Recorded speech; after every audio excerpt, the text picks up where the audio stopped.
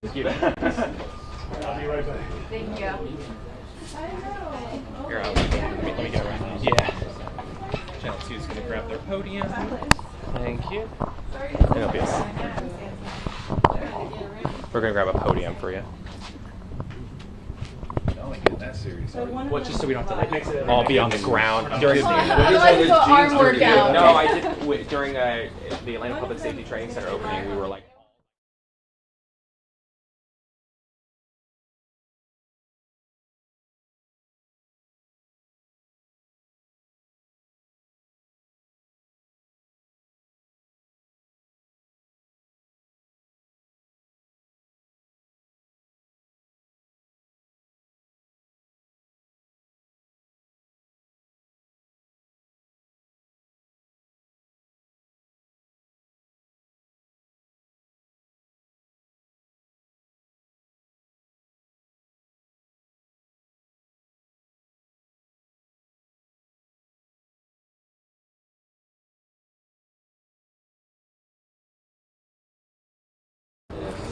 I'm gonna let everybody.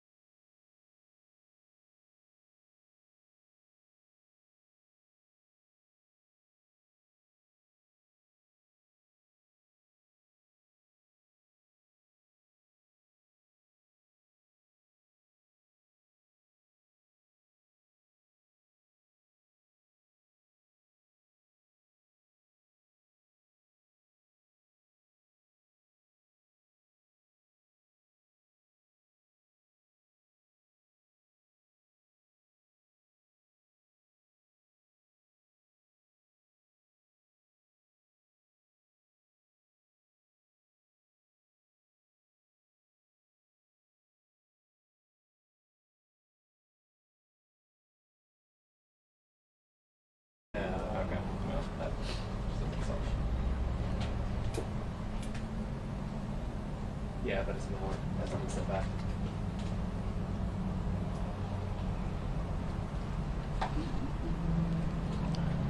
How's everybody? I'm good. We good.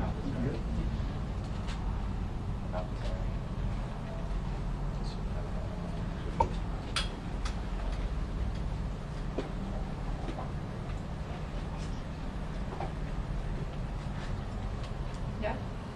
Whenever you want to share. Perfect. Do you mind just starting off saying your name, spelling it for us, giving us your title, and then? Absolutely. Sheriff Judd Smith, Sheriff of Barrow County, Georgia. JUDSMITH. That's BARROW, not Bartow County.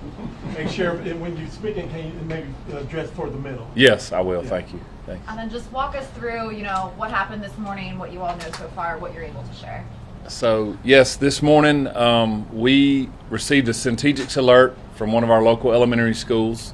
The young lady in the front fielded the call, did an excellent job from a person who was giving active threats at that time and immediate threats that there were bombs in the school, that they were going to set those and detonate those bombs off. They were also going to do it outside the school, and that there were multiple firearms outside, and this person was giving the active threat to that elementary school at the time. The front office staff did an excellent job, activated Centegix. Deputies responded, fire and EMS responded, multiple people responded to that location, and as we were doing that, we began getting other threats at other locations, and as of right now, we've had 4 other elementary schools and 1 high school that received those threats. After we secured those properties, due to the nature of what the calls were and the threats were, we've out of an abundance of caution, we called numerous EOD canines and search groups, and we searched all those schools.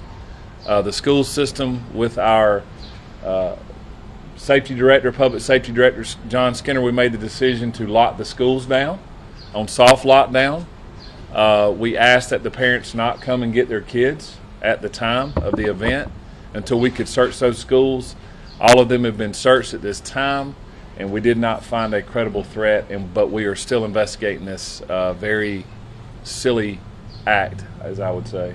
One of the schools was Appalachian High School. I spoke to a couple parents who just were absolutely shocked that this was happening again this same school year. As a sheriff of this county where you had to deal with that shooting that left 4 people dead, this has got to be pissing you off right now. It's heartbreaking. You know, give us a break. Give these kids and these parents and these loved ones a break. Whoever's doing this is a sick individual, and I'm going to throw every resource that I have at it to find out who they are and prosecute them to the fullest. I will tell you that numerous agencies, law enforcement agencies, canines from all across North Georgia have come and helped us today search. The governor spoke to me and has provided assistance. The federal authorities have provided assistance. This is not a joke to us. And you're correct. In light of what happened, and we're still healing and will continue to heal from what happened at Appalachia, we find someone who is an ignorant, evil person that decided to play a joke on us today, or what we think is a joke.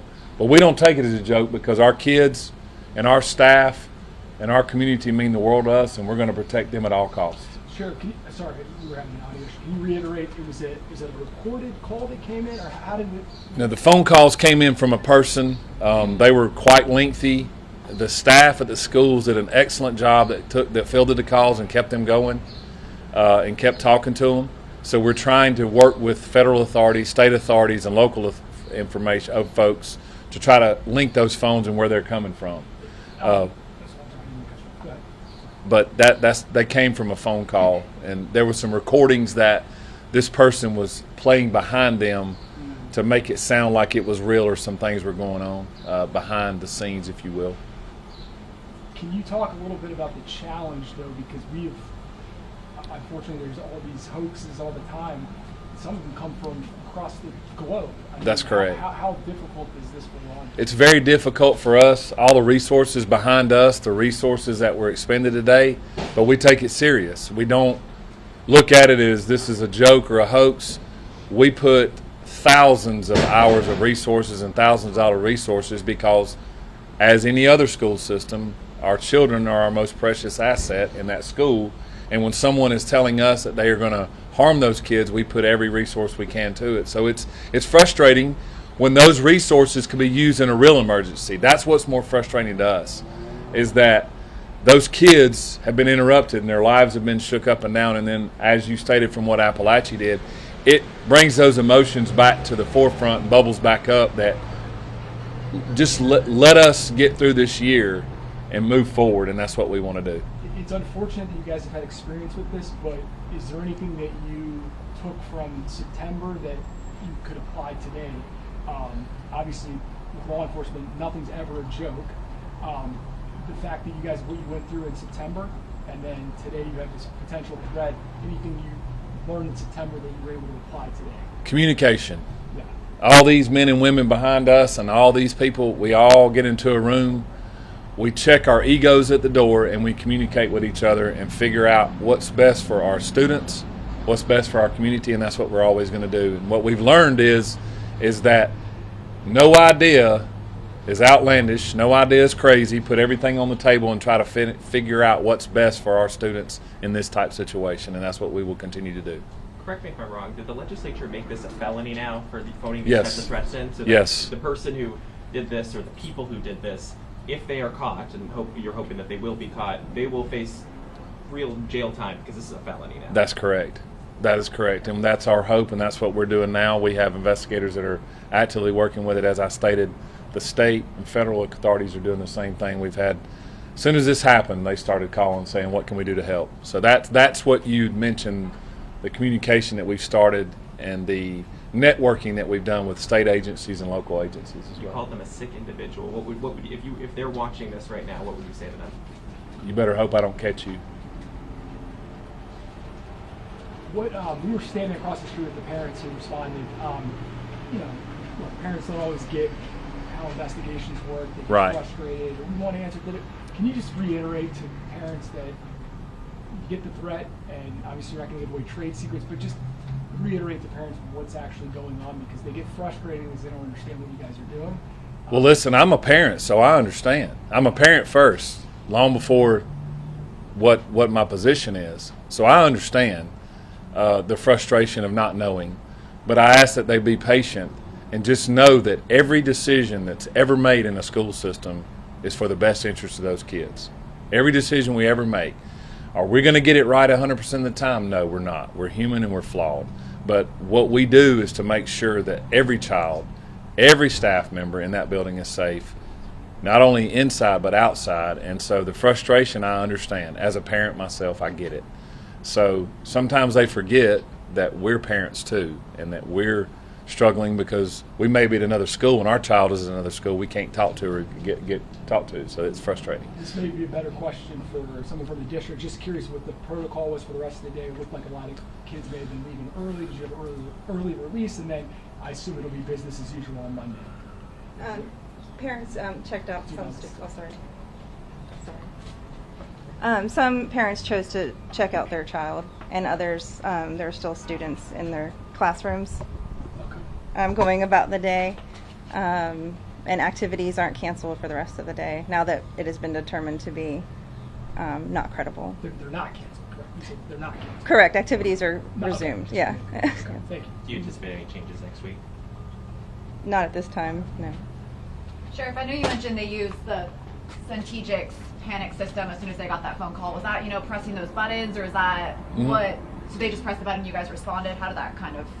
The young lady up front that fielded the call, the first call, began hitting the Centegix button, and it immediately brings everybody to us. It lets us know, and so that is the dividends that it has helped us with from September the 4th up until now is immeasurable. They're concerned with, did they do something right or wrong? She did it right. She got us there, and she got, and I explained to her off to the side, your priority is these children, and that was her priority. So I'm proud of her and how she handled that.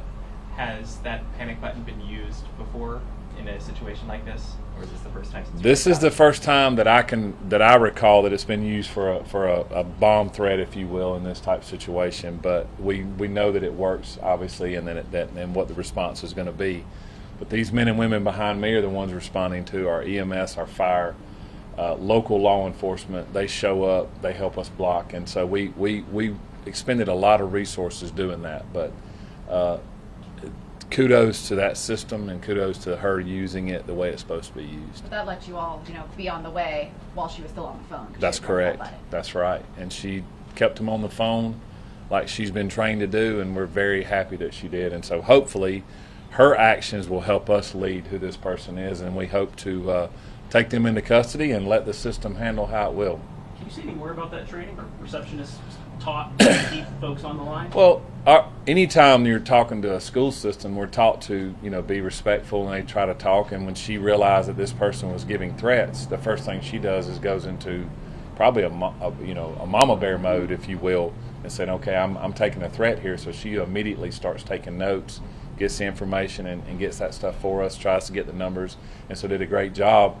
All the while she's taking that, she reaches down and grabs her Centegix alert and alerts that to us, and lets the SRO that's in the building to come and let us know what's going on.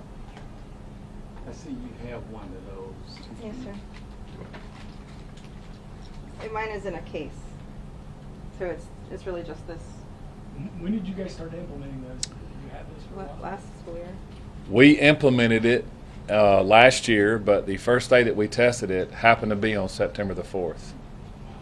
And then about an hour or two later, we needed it, and it worked quite well. Anything else you want to say? Anything you guys want to add? Okay. All good? I want to applaud the men and women behind us. They did a great job this morning. Again, our kids are our #1 priority, and our community is, and we appreciate them and the state and the federal folks that have helped us. And thank y'all. Thank y'all for being patient with us. Was it a local number? Any idea? Or is that too early to tell? Not, we don't know that yet. So, thank y'all. Thank you. Have a good one. Thanks. Appreciate you.